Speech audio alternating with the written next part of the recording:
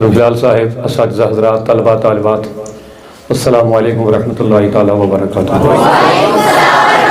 نحمده ونصلی ونسلم علی رسولہ الکریم، اما بعد فاعوذ باللہ من الشیطان الرجیم، بسم اللہ الرحمن الرحیم۔ والمؤمنون والمؤمنات بعضهم اولیاء بعض یأمرون بالمعروف وینہون عن المنکر ویقیمون الصلاة ویؤتون الزکاة ویطیعون اللہ ورسولہ اولئک سیرحمہم اللہ ان اللہ عزیز حکیم۔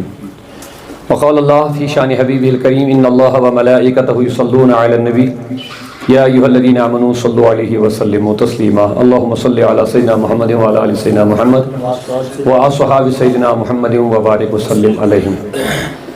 سب سے پہلے میں معذرت چاہتا ہوں، کل جو ہمارا پروگرام یہاں آنے کا تھا اس میں کچھ آپسی تال میل جو ہمارے ذمہ داران کے ساتھ تھا وہ شاید درست نہ ہونے کی وجہ سے آپسی تال میل میں کچھ خرابی رہی، جس کی وجہ سے میری حاضری کل نہ ہو پائی۔ میں اس کے لیے معذرت چاہتا ہوں۔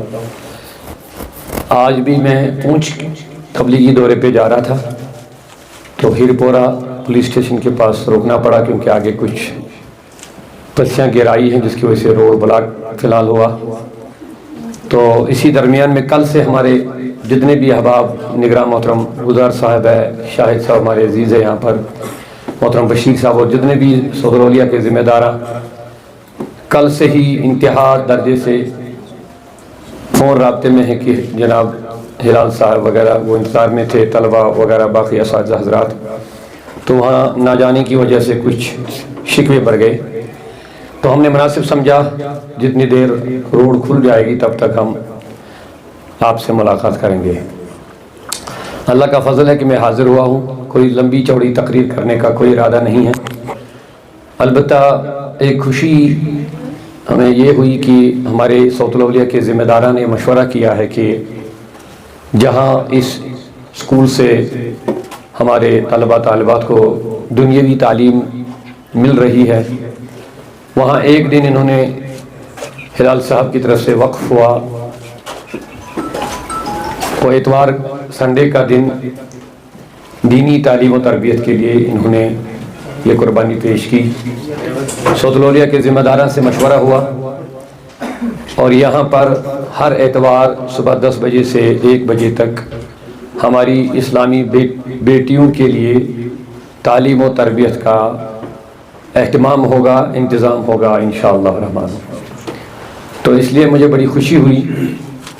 قرآن مقدس کا فرمان ہے وَتَعَاوَنُوا عَلَى الْبِرِّ وَالتَّقْوَى، ایک دوسرے کی مدد کرو نیکیوں میں، تقوی میں، پرہیزگاری میں، وَلَا تَعَاوَنُوا عَلَى الْإِثْمِ وَالْعُدْوَانِ، اور ایک دوسرے کی مدد برائیوں میں، نافرمانی میں، گناہوں میں نہ کرو، اور عداوت اور دشمنی میں ایک دوسرے کی مدد نہ کریں، بلکہ جب مدد کرنا ہے تو نیکیوں میں ایک دوسرے کی مدد کریں۔ مدد نیکی کرنے والا تو ثواب کا حقدار ہوتا ہی ہے، لیکن نیکی کے راستے میں جو بھی مدد کرے گا اس کو بھی بھرپور اس کا ثواب ملتا ہے۔ تو لہٰذا مجھے خوشی ہوئی، اس لیے مجھے یہاں پہ آنا ضروری ہوا۔ سب سے پہلے میں آپ تک یہ اعلان پہنچانا چاہتا ہوں، ہماری اس علاقے کے بالخصوص اور بالعموم پورے جو بھی لوگ چاہیں گے، جس طرح صوت الاولیاء اننت ناگ اسلام آباد کے مرکز میں ہم نے سنڈے کلاس کا اہتمام کیا، انتظام ہوا بچوں کے لیے، لگ بھگ پچھلے 3-4 سالوں سے صرف اتوار کے دن وہ آتی ہیں۔ وہاں پر ہماری اسلامی بہنیں جو معلمات پڑھانے والی ہے الحمدللہ، جو مدارس سے فارغ ہیں، وہ ان کو تعلیم و تربیت دیتی ہیں۔ تقریباً 200 سے زائد اسلامی بیٹیاں ہر ہفتے وہاں پر آتی ہیں، دینی تعلیم و تربیت سے استفادہ اور مستفیض ہو رہی ہے۔ تو لہٰذا اس علاقے نے مناسب سمجھا کہ یہاں بھی بہت ساری ہماری اسلامی بہنیں چاہتی ہیں کہ ہم بھی دینی معلومات حاصل کریں، دینی جانکاری ہمیں بھی ملنی چاہے۔ دنیا آنی ہے جانی ہے، اصل ہمارا مقصود اور مطلوب دین ہے اور اپنی آخرت کو بہتر بنانا ہے۔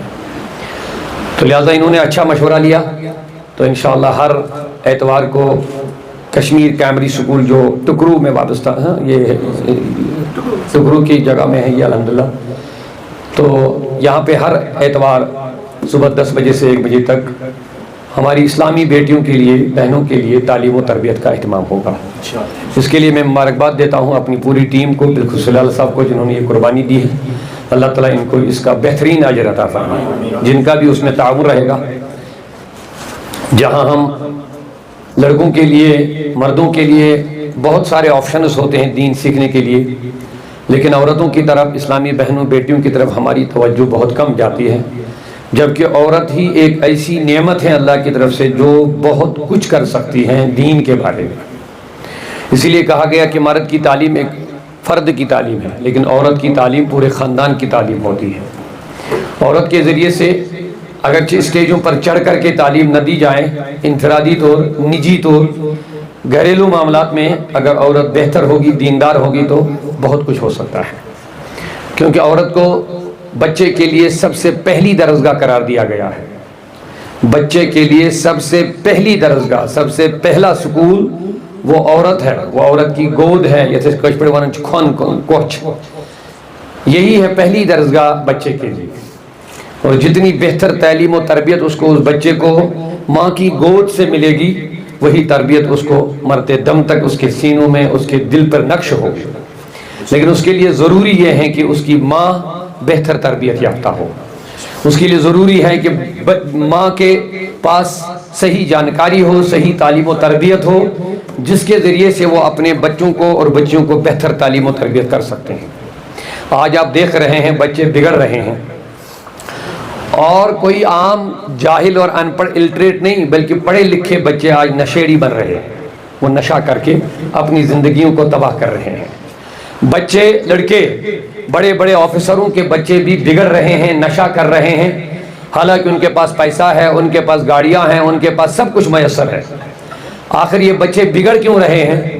اس کی مین وجہ یہ ہے کہ ان کی صحیح تعلیم و تربیت نہیں ہوئی ہے۔ ہم دنیاوی تعلیم کے مخالف نہیں، یہ وقت کی ہمیں ضرورت ہے۔ روزگار کمانے کے ذرائع دنیاوی تعلیم ہے، لیکن بہتر تربیت اور بہترین اخلاق اور بہترین کردار اور بہتر سے بہتر سماج کا انسان بننے کے لیے قرآن اور رسول اللہ کی تعلیم بہت ضروری ہے۔ یہ ماننا پڑے گا، اور دنیا نے یہ مانا بھی ہے الحمدللہ رب العالمین، اس کو ہمیں تسلیم کرنا ہی پڑے گا۔ میں نے پہلے بھی کہا، پھر دہراؤں گا، دنیاوی تعلیم ہماری دنیاوی ایک ضرورت ہے۔ آپ کو روزگار کمانا، آپ کو ملازم بننا، آپ کو پیسہ کمانا ہے، اس کے لیے آپ کو دنیاوی تعلیم پڑھنا بہت ضروری ہے، اور دنیاوی حالات سے واقف رہنا ہم سب کے لیے بہت ضروری ہے۔ لیکن یہ تعلیم ہمارے لیے کوئی آخرت کا زیادہ سرمایہ نہیں بن سکتا ہے۔ اگر آخرت کو، اپنے آپ کو بہتر بنانا ہے اور بہتر سماج میں بہتر سے بہترین انسان بننا ہے، اس کے لیے رسول اللہ کی تعلیم بہت ضروری ہے۔ قرآن نے ہمیں تعلیم سے روکا نہیں۔ اگر آپ قرآن کا مطالعہ کریں گے، حضرت آدم علیہ السلام کو اللہ تبارک و تعالیٰ نے عزت بخشی ہے، وہ بھی علم کی وجہ سے، اور واضح ارشاد فرمایا وَعَلَّمَ آدَمَ الْأَسْمَاءَ، اللہ تبارک و تعالیٰ نے حضرت آدم کو علم سکھایا۔ اسماء کہتے ہیں ناموں کا، چیزوں کا علم سکھایا۔ ثُمَّ عَرَضَهُمْ عَلَى الْمَلَائِكَةِ، پھر وہ ساری چیزیں ملائکہ کے پاس پیش کیا اور کہا مجھے ان چیزوں کے نام اور ان کے فوائد اور ان کے نقصان بتاؤ۔ قالوا لا علم لنا، انہوں نے واضح کہا کہ مولا ہمیں علم نہیں ہے، ہمارے پاس اس چیز کا علم۔ قال یا آدم انبئہم باسمائہم، پھر آدم سے ہی کہا آدم ان کو ان چیزوں کا علم بتا دو، ان کو جانکاری دے دو۔ تو حضرت آدم کو سجدہ ہوا ملائکوں کی طرف سے۔ تو کہنا یہ ہے کہ حضرت آدم کو جو مقام اور مرتبہ رب نے دیا وہ علم کی وجہ سے دیا ہے۔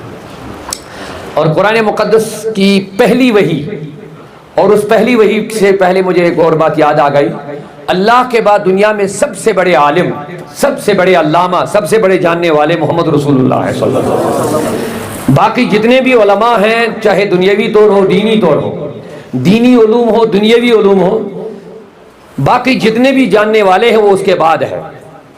سب سے بڑے عالم دنیا میں اللہ کے بعد اگر ہے تو وہ محمد رسول اللہ۔ لیکن اس نبی جو سب سے زیادہ جاننے والے ہیں، ان سے بھی رب نے کہا وَقُلْ رَبِّ زِدْنِي عِلْمًا، اے نبی تو بھی کہہ دے کہ اے مولا میرے علم میں اضافہ فرما دے۔ اس سے بڑھ کر اللہ کے سوا کوئی نہیں جاننے والا ہے۔ سائنسی علوم ہو، دینی علوم ہو، جو بھی ہو، ڈاکٹر اقبال نے کہہ دیا وہ دانائے سبل، وہ دانائے سبل، ختم رسول مولائی کل، جس نے غبار راہ کو بخشا فروغ وادی حسینہ۔ ڈاکٹر اقبال نے کہا دانائے سبیل نہیں کہا صرف علم قرآن کا جانتے ہیں، نماز کا جانتے ہیں، نہیں، فرمایا وہ دانائے سبل، सबील एक रास्ते को कहते हैं, सुबुल ये जमा है, सिंगुलर प्लूरल जिसको आप बताते हैं। कहा वो दानाए सुबुल, सुबुल के माने जितनी दुनिया के उलूम के रास्ते हैं नबी सब जानते हैं। कोई किसी रास्ते से मुस्तफ़ा बेखबर नहीं है, चाहे दुनियावी उलूम हो, साइंसी उलूम हो, आफाकी हो, ज़मीनी हो, जो भी जिस जिन उलूम की आप बात करेंगे उनमें सबसे बड़े जानने वाले मोहम्मद रसूलुल्लाह सल्लल्लाहु अलैहि वसल्लम। इसीलिए कहा वो दानाए सुबुल खत्म रसूल मौलाई कुल, जिसने गुबारे राह को बख्शा फरोगे वादी सीना। वादी सीना उस वादी को कहते हैं जिस पे जाकर मूसा कलीमुल्लाह अल्लाह से कलाम फरमाते थे। और डॉक्टर इकबाल ने कहा वो तो ऊंचा मकाम है वादी सीना, जहां जाकर के मूसा कलीमुल्लाह अल्लाह से कलाम फरमाते थे। लेकिन मेरे मुस्तफ़ा का मकाम ये है जो नबी के कदमों से जर्रे लगे हैं, उन जर्रों को मकाम तूरे सीना से भी आला मकाम मिल गया। जो जर्रात गर्दो गुबार जो मुस्तफ़ा के कदमों से लगा, उसको उससे भी बढ़कर ज़्यादा मकाम मिला है। तो कहना यह है इतने बड़े आलिम कि पूरी कायनात को जो इल्म मिला वो रसूलुल्लाह के दर से ही मिला है, उसके बावजूद भी रब ने कह दिया वक़ुल रब्बि ज़िदनी इल्मा, ए नबी कह दो या अल्लाह मेरे इल्म में इजाफा फरमा दे। अब आपको पता चलेगा कि इल्म की कितनी अहमियत है। एक और हदीस पाक मुझे पहले याद आ गई। हुज़ूर सल्लल्लाहु अलैहि वसल्लम बैठे हैं, नमाज असर अदा हो गई, दिगर नमाज असर जब अदा हो गई, सहाबा बैठे हैं, तो एक सहाबी की तरफ मेरे नबी ने इशारा फरमाया, ए सहाबी तुझे आज मरना है मगरिब से पहले पहले, शाम ब्रोट से आज मर, कोई बीमारी नहीं, कोई तकलीफ नहीं, ठीक ठाक इंसान, फिट फिजिकली, कोई प्रॉब्लम नहीं। हुजूर ने फरमाया आज तुझे मरना है। मगर ऐसी इंसान ऐसे हम जैसे होते तो हम परेशान हो जाते, माल है, औलाद है, बेटे हैं, क्या करना है, लेकिन किसी बात के लिए नहीं पूछा। वो जो सहाबी थे उन्होंने कुछ नहीं पूछा, हुजूर माल है, बेटियां हैं, औलाद है, घर है, ज़मीन है, क्या करूँगा मैं, नहीं। हाजिर इस काम बीमार चुका सन मामूली मोज ये काम बुजुर्ग दबन नाज शोटस क्या भाई मैं पास कुन बच अमिस बासन ज़रिया मैं से बच पकन, ऐसा नहीं होता है। अमिस बासन ज़रिया अगर मैं हेर बन को मैं बचन जागो तम पे तम खुद बेहतर पकन दोन दोन त्रेन दोन मलिस माज याद रोन दो खरा कर पे तम पन्नस हालत रोन तिमन परेशानी आस मे मा मोल मे मा मोज मे मा गुजरे थे कुछ नहीं, खाम खा ऐसे बासन ज़रिया असी पकना वन ऐसा नहीं होता है। लेकिन इस सहाबी का मामला देखे, एम क्या को रहा दोपन मेरे आका ये मेरी खुशनसीबी है कि मरने से पहले ही मुझे पता चला कि मुझे मरना है। हालांकि दुआ मगन खुदा हंग तमंग मारने नहीं जाए छना मगर आम दुआ सुना सन मतलब कि इस मार वही पता तेल ति मारन मगर हंग मंग मारने क्या नजात मगर अस दपन खुदाया अस गोस अत हालस मज मौत यून, अस गस बेतौब मारन, अस गस गुनाहगार मारन कि अस गोस मरने ब्रोट यून मौक ताकि अस करो तौबा। सो गो खुदाया हंग तमंग मारनी नजात। तो जो हंग तमंग मार अड़ कुल पे बोन लाइन वन एक्सीडेंट आओ, हार्ट अटैक आओ, अमिस पैया गुनाह कर अमे साथ आमुत अमिस हार्ट अटैक अमिस तौब कर मौक मिलने वन खुदाया हंग तमंग मारने नी नजात मरुन दिल ते सहाबी दबन म्यानी नबी मेरे लिए बड़ी खुशकिस्मती की बात है कि आपने मुझे बाखबर किया, मरने से पहले ही चंद लम्हात मुझे पता चला कि मुझे मरना है। लेकिन आका अब आपसे मेरी गुजारिश है, आप ही बताइए अब जो दुनिया में चंद लम्हात मेरे लिए बचे हैं, डरने के मैं शुमें मारूं कुछ नहीं, दुनिया मेरी खुशकिस्मती है, मरना तो एक दिन है ही। मगर अब मैं आपसे पूछ जानना चाहता हूँ या रसूलल्लाह, अब आप ही बताइए मुझे कि इन आखिरी जो सांसें मेरी हैं दुनिया में रहने की, जो घड़ियाँ बाकी बची, अब आप ही बताइए इन आखिरी लम्हात में कौन सा काम करूँ मैं जो मेरे लिए बेहतर रहेगा। अब सुनिए इल्म की अहमियत। हुजूर ने ये नहीं फरमाया जा मस्जिद में सजदा कर, सजदे में मरेगा, तिलावत कर, नहीं, ज़िक्रुल्लाह में हो जा, नहीं, फरमाया इश्तगिल बित्तअल्लुम, जा इतनी देर इल्म में इल्म हासिल करने में लग जा। लेकिन अब यहाँ एक बात जिसकी तरफ हमें गौर करना है, हम इल्म पढ़ते हैं कि हम मिंबर पर चढ़ेंगे तबलीग करेंगे, हम इल्म पढ़ते हैं कि हम मुफ्ती बनेंगे फतवा लिखेंगे, आज इल्म पढ़ा जाता है कि हम खतीब बनेंगे, इमाम बनेंगे वगैरह वगैरह। लेकिन अब बताइए मुझे इस सहाबी को इस वक्त अब न मुफ्ती बनने का मौका था, न मौलवी बनने का मौका था, न तकरीर करने का अब टाइम बचा था, इसको तो मरना था। लेकिन इसके बावजूद भी मेरे आका ने फरमाया जा सहाबी इतनी देर इल्म पढ़। तो यहाँ पता चलता है कि इल्म पढ़ना कितनी बड़ी इबादत है। अनस बिन मालिक रज़ियल्लाहु अन्हु फरमाते हैं जो तालिब इल्म शाम के टाइम एक दीन का मसला सीखेगा, एक मसला सीखेगा दीन का, अनस बिन मालिक हुजूर के सहाबी है, फरमाया जितना सवाब पूरी रात एक इंसान को इबादत में टाइम गुजारने का मिलेगा उतना सवाब इस एक मसला सीखने वाले को मिल जाएगा शाम के टाइम में। तो लिहाजा इल्म جو بھی علوم ہوں گے، لیکن جس علم سے اللہ کی معرفت ہو جائے گی، رسول اللہ کی غلامی میں ہمیں سبق ملے گا کہ غلامی کیا چیز ہے، اور جس علم سے آخرت آباد ہو جائے گی، اس علم سے وہ علم و مراد ہے۔ ہاں، اب آپ لوگ جس علم میں مشغول ہے، یہ دنیاوی علوم مانے جاتے ہیں، اس کے لیے بھی اسلام نے ہمیں کہیں نہیں روکا ہے۔ اگر اللہ آپ کو توفیق دے، آپ اس علم میں آگے بڑھ کر کے بھی انسانی خدمات انجام دے کر کے بہت بڑا مقام حاصل کر سکتے ہیں۔ آج کل لوگوں کے دل و دماغ میں صرف پڑھنے سے ایک مقصد یہی ہوتا ہے کہ ہمیں بڑی نوکری ملنی چاہیے تاکہ ہم زیادہ پیسہ کمائیں، لیکن پیسہ کوئی بڑی بات نہیں ہے، پیسہ آنا ہے جانا ہے، لیکن اچھا انسان بننا اور لوگوں کے لیے خدمت کا جذبہ پیدا کرنا، یہ بہت بڑی بات ہوتی ہے۔ پیسہ کسی کے پاس رہنے والی چیز نہیں ہے۔ آپ دیکھتے ہیں کتنے بڑے لوگ ایک دن بڑے امیر ہوتے ہیں، دوسرے دن حادثہ ہو جاتا ہے، پیسہ کام نہیں آتا، یہ قبرستان چلا جاتا ہے۔ لیکن اچھا انسان بننا، انسانی ہمدردی پیدا کرنا اپنے اندر، یہ بہت بڑی بات ہوتی ہے۔ آج کل آپ دیکھیں گے نیٹ کا ایگزام کے بارے میں لوگوں کا بہت بڑا رجحان بڑا ہوا ہے۔ ہم نہیں کہتے کہ آپ نیٹ کا ایگزام کوالیفائی نہیں کریں گے، آپ اس کی تیاری ٹھیک ہے، لیکن صرف اسی کے اندر سارا زور اپنا لگانا، یہ ایک اب رواج بن گیا۔ ہر کوئی چاہتا کہ نہیں میرا بچہ نیٹ میں ایگزام دے دے، اچھی بات ہے، کوئی بات، لیکن جب ہم ان سے پوچھتے کیوں، کیونکہ میں ڈاکٹر بننا چاہتا ہوں۔ اور ڈاکٹر کیوں بنو گے؟ کیونکہ اب اس میں بڑا پیسہ ملتا ہے، ڈاکٹری میں بہت زیادہ پیسہ ملتا ہے۔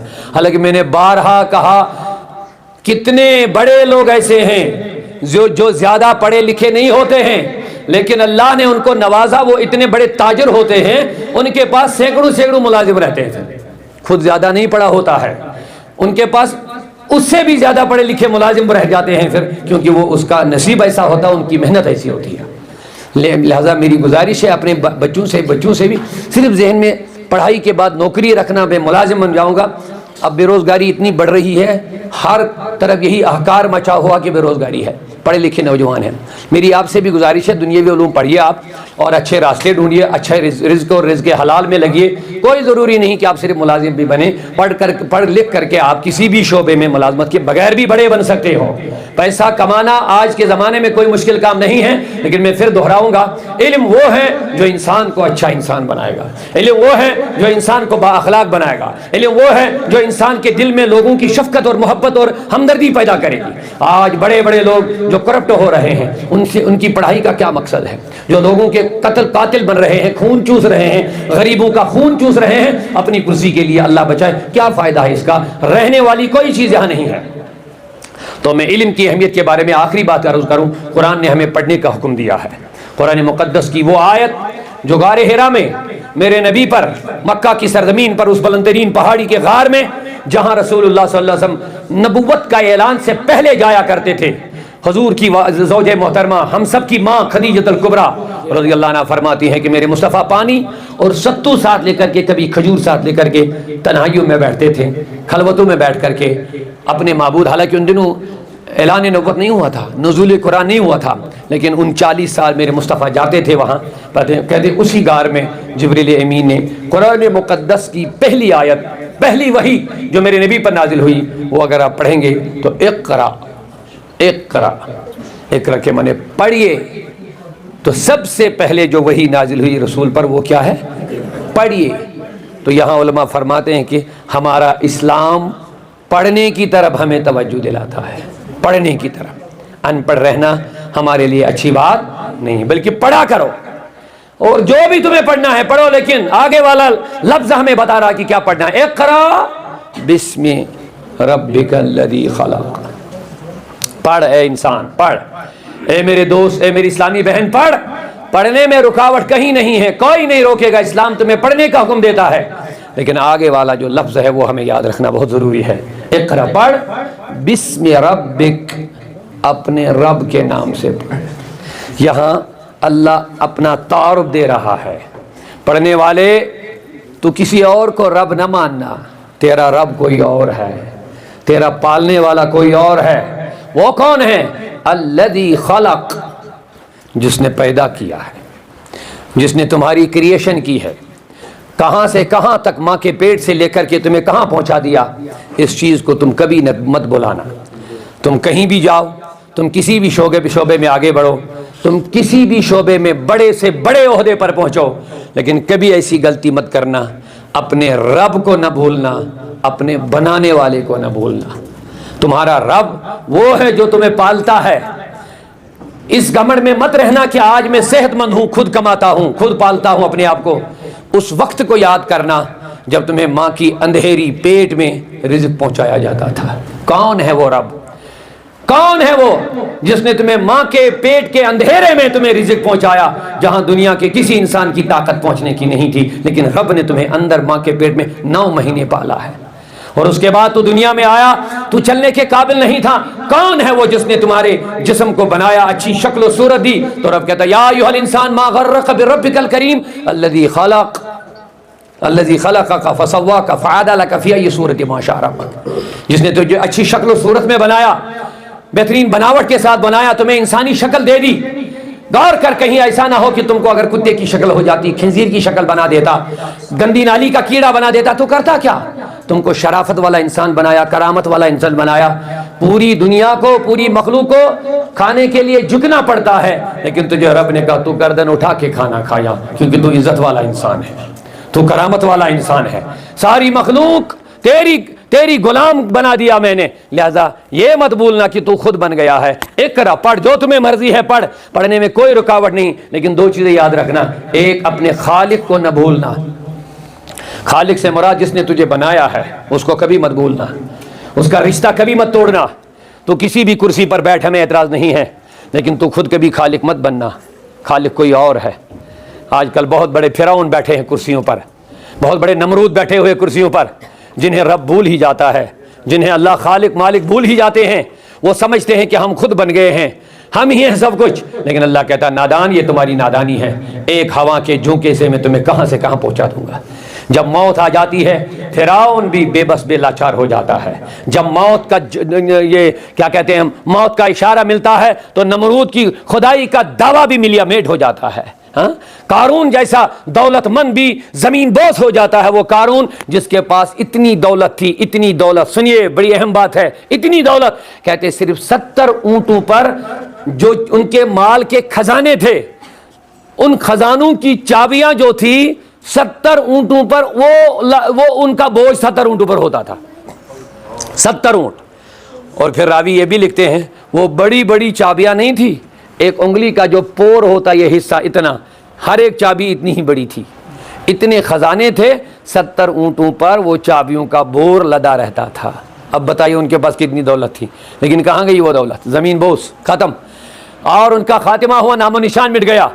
لہذا اللہ تبارک و تعالی ارشاد فرماتا ہے اقرا، پڑھو، اور پڑھنے کے بعد یہ بھی یاد رکھو، نہ اپنے خالق کو بھولنا، نہ اپنے رب کو بھولنا۔ رب تمہارا وہی جو تمہیں پالتا ہے، رزق دیتا ہے، اور خالق وہ ہے جس نے تجھے بنایا ہے۔ پھر باقی جا کے پڑھ لے تو انسانی رہے گا انشاءاللہ، جب تیرا رشتہ رب کے ساتھ رہے گا، جب تیرا غلامی کا رشتہ اس رب کے بھیجے ہوئے پیغمبر اعظم سرور کائنات فخر موجودات جناب محمد رسول اللہ صلی اللہ علیہ وسلم کی غلامی میں رہے گا، جب ان کے تم وفادار بنو گے، ان کی تعلیمات پر چلو گے۔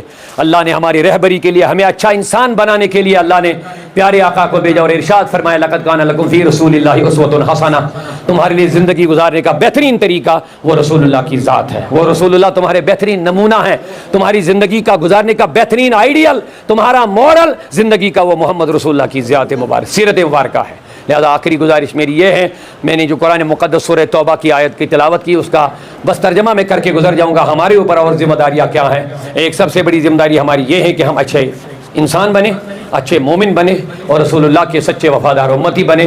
بحیثیت انسان، بحیثیت مومن اور انسان ہم زندگی گزارے، درندوں کی طرح زندگی نہ گزارے۔ ہمیں اللہ نے عزت والا تاج، کرامت والا انسانیت کا تاج دیا ہے، اس کی قدر کریں اور اس کے نمونے پر چلے جو رسول اللہ نے ہمیں زندگی دی ہے، اور جب ہم اس پر چلیں گے تو ہم اچھے انسان بنیں گے، اور جب ہم اچھے انسان بنیں گے پھر ہمارے ذریعے کسی کو تکلیف نہ پہنچے گی، ہمارے ذریعے کسی کو ایذا نہ پہنچے گی۔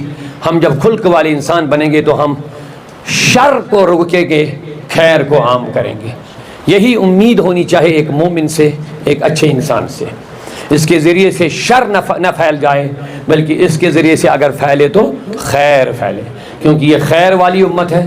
ہمارا قرآن خیر ہے، ہمارا نبی خیر ہے، ہمارا دین خیر والا ہے، اور یہ ساری امت خیر والی ہے۔ کنتم خیر امہ، اللہ کہتا تم خیر والی امت ہو، لہذا ہم سے خیر عام ہونا چاہے، شر کو ہمیں عام نہیں کرنا چاہے۔ بحیثیت مومن میرے آقا نے فرمایا تم میں بہتر وہ ہے جو دوسروں کو فائدہ پہنچائے۔ میرے آقا نے ارشاد فرمایا مومن وہ ہے جو اپنے لیے پسند کرے، وہ اوروں کے لیے بھی وہی چیز پسند کرنا چاہے۔ جس چیز کو وہ اپنے لیے پسند کرتا ہے وہی چیز اس کو چاہے کہ وہ دوسروں کے لیے پسند کرے۔ اگر اس کو جنت میں راستہ بنانا ہے تو اس کو چاہے دوسروں کے لیے بھی خیر خائی کا جذبہ اپنے اندر رکھے۔ اور آخری بات وہ یہ ہے، جب ہم اچھے انسان، اچھے مومن بنیں گے، چاہے مرد ہو یا عورت ہو، علم پڑھنا ہر ایک پر فرض ہے، لیکن اس کے ساتھ ایک بڑی ذمہ داری وہ یہ ہے والمؤمنون والمؤمنات بعضهم اولیاء بعض۔ قرآن سورہ توبہ ارشاد فرماتا مومن مرد اور مومن عورتیں آپس میں دینی محبت رکھنے والے ہوتے ہیں، آپس میں دینی الفت ان کے درمیان ہوتی ہے، آپس میں جو تعلق محبت وہ اللہ کی رضا کے لیے ان کو ہوتی ہے، لیکن ان کا کام کیا ہے؟ اللہ ارشاد فرماتا یأمرون بالمعروف وینہون عن المنکر، ان کا کام ہے یہ اچھائیوں کا حکم دیتے ہیں۔ اب یہاں پر صرف مردوں پر اچھائیوں کا حکم دینا صرف مردوں پر لازم نہیں ہے، کیونکہ یہاں اللہ تعالیٰ نے ارشاد فرمایا مومن مرد اور مومن عورتیں دونوں کا ذکر یہاں پہ کیا ہے۔ اس کے بعد فرمایا یامرون بالمعروف وینہون عن المنکر، دونوں ایک دوسرے کے دونوں نیکیوں کا حکم دیتے ہیں اور برائیوں سے روکتے ہیں۔ اب اتنا ضرور ہے مرد کھلے عام دعوت دے سکتا ہے، اس کے لیے قرآن اللہ نے اجازت دی ہے، لیکن عورت ایک پردے کی چیز ہوتی ہے، اس کے ہر ایک چیز کی پردے کی جتنی زیادہ اہمیت ہو جائے گا اتنا اس کے لیے بہتر ہے۔ جتنا عورت پردے میں رہے گی اتنا یہ عزت والی چیز ہوتی ہے۔ مجھے ایک بات یاد آ گئی ہے، خانہ کعبہ عزت والی چیز ہے، اس کے اوپر بھی پردہ ہے، پردہ اس کے اوپر بھی ہے۔ قرآن ہمارے ہاں انتہائی متبرک کتاب ہوتی ہے، ہم اس کے اوپر بھی غلاف لگاتے ہیں۔ یہ قرآن کی بے عزتی نہیں ہے، قرآن عزت والی چیز ہوتی ہے، اسی لیے اس پر غلاف رہتا ہے۔ خانہ کعبہ ہمارے ہاں متبرک مقام ہے، اس لیے اس پر ہم پردہ رکھتے ہیں۔ اور اتنا ہی نہیں ہے، عورت اتنی متبرک چیز ہوتی ہے، بغیر نکاح ہم اس کے ساتھ ہاتھ نہیں ملا سکتے ہیں۔ یہ ان کی عزت ہے، اللہ نے دی ہے، یہ ان کو عزت قرآن نے دی ہے، رسول اللہ نے دی ہے۔ جب تک کسی کے ساتھ نکاح نہ ہو تب تک ہم اس کے ساتھ ہاتھ نہیں لگائیں گے۔ اس کی بہترین مثال ہے، بتائیے قرآن کتنی متبرک کتاب ہے، لیکن کوئی بے وضو ہاتھ نہیں لگائے گا، کوئی بے وضو ہاتھ نہیں لگائے گا۔ اب یہ قرآن کی عزت ہے یا بے عزتی ہے؟ یہ قرآن عزت والی کتاب ہے، اسی لیے ہمیں حکم ہے بے وضو ہاتھ نہیں لگا سکو گے، کیونکہ اگر بے وضو ہاتھ لگاؤ گے قرآن کی بے حرمتی ہو جائے گی۔ اسی طرح کسی عورت کے ساتھ ہاتھ نہیں لگاؤ گے جب تک تمہارا نکاح اس کے ساتھ نہیں ہوگا۔ بغیر نکاح کے تم ہاتھ نہیں لگا سکتے ہو، اگر آپ نے ہاتھ لگایا یہ عورت کی بے عزتی ہے۔ اب پردے کی میں بات کر رہا تھا، ہمارے ہاتھ میں موبائل ہوتا ہے، یہ قیمتی ہو، کم قیمت کا ہو، زیادہ قیمت کا ہو، جب ہم موبائل خریدتے ہیں سب سے پہلے ہم کوشش کرتے ہیں اس کے اوپر کور لگا دیتے ہیں، کور لگا دیتے ہیں۔ میں نے کہا کیا ضرورت ہے کور کی؟ کہتے سکریج لگ جائیں گے، تو پردہ سکریج سے بچائے گا، گر جائے گا، ٹوٹنے سے بچ جائے گا۔ یہ اس وجہ سے اس پر ہم یہ پردہ، تو چونکہ عورت ایک نازک چیز ہے، یہ ماننا پڑے گا ہماری اسلامی بہنوں کو، ماؤں کو، یہ ان کو بھی پتا ہے انتہائی زیادہ نازک چیز ہے یہ، لہٰذا جتنا یہ نازک چیز ہے اتنا اس کے پردے کا اہتمام ہے، اور جتنا یہ پردے کا اہتمام کرے گا اتنی ان کی عزت، ان کا وقار، ان کا مقام جو اللہ تعالیٰ نے ان کو دیا ہے وہ اسی پردے میں ہے۔ بغیر پردے کے نکل اگر گئی تو سمجھنا اب ان کا وقار، ان کی عزت سلامت نہیں ہے۔ جو ہو رہا ہے، جو آج کل ہم دیکھ رہے ہیں، ہم عورتوں کے تعلیم کے مخالف نہیں ہے، ہمیں قرآن نے ان کو تعلیم دینے اور تعلیم کو عام کرنے کی ذمہ داری ان پر بھی ڈالی ہے، لیکن ان کے اپنے اصول و ضوابط ہیں، ان کے اندر رہ کر کے ان کو بھی لوگوں کو دین کی دعوت دینا ہے۔ تو قرآن کہتا ہے یہ مرد اور عورتیں ایک دوسرے کے ساتھ دینی محبتیں رکھتے ہیں، لیکن اس کے ساتھ ساتھ یامرون بالمعروف وینہون عن المنکر، یہ اچھائیوں کا حکم دیتے ہیں اور برائیوں سے لوگوں کو روک دیتے ہیں۔ ویقیمون الصلاۃ، اور ان مرد مومن اور مرد عورتوں کی ایک خاصیت یہ بھی ہے، یہ نماز کو قائم کرتے ہیں۔ وَيُؤْتُونَ الزَّكَاةَ، اور اپنے مال کو زکوٰۃ بھی دیتے ہیں، اور اتنا ہی نہیں وَيُطِيعُونَ اللَّهَ وَرَسُولَهُ، اور اللہ اور اس کے رسول کی فرما برداری کرتے ہیں۔ اب اس میں انعام کیا ملے گا؟ اولئک، اللہ فرماتا یہی ہیں وہ مرد اور عورتیں، سَيَرْحَمُهُمُ اللَّهُ، انہی پر اللہ رحم فرمائے گا، انہی پر، جن مردوں اور عورتوں میں یہ صفات ہوں گی انہی پر اللہ کی رحمت ہوگی، وَإِنَّ اللَّهَ عَزِيزٌ حَكِيمٌ، اللہ غالب اور حکمت والا ہے۔ میں نے آپ کا وقت لیا، میں اس کے لیے معذرت خواہ ہوں، لیکن کل کا بدلہ میں نے آج نکالا وہ بھی، تو میری امید یہی ہے کہ انشاءاللہ میں نے جو کچھ نصیحت کی باتیں کی ہے قرآن و حدیث